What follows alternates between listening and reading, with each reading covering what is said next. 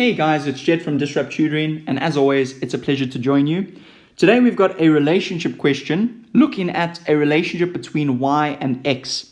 And they're basically saying to us, we've given you these x values, and we want to find out what the value of y is at these values, okay, given this equation. So let's use that equation or that formula. So we're going to write it down, y equals 2x minus 1.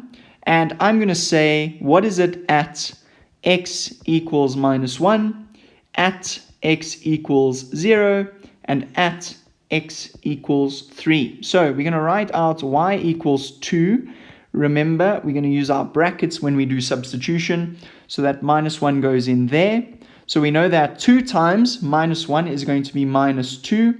And then minus 1 gives us minus 3. So that would be our first answer, and we can write it in over there.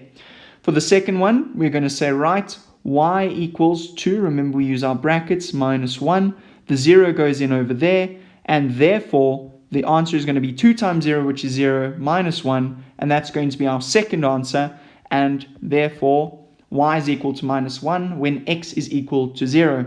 And when we look at x equals 3, we're going to use the same approach to open the brackets, minus 1. We then pop the 3 into the brackets, and that gives us 2 times 3, which is 6, minus 1 gives us 5.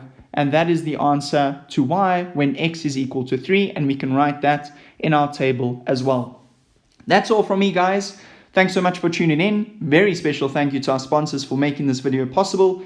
If you've got more questions like this, visit our website. We've got hundreds of videos, literally hundreds of videos. So have a look through that massive repository of videos. And if you can't find an answer to your question, send it to us and we will send you a personalized video just for you. Until then though, guys, stay epic.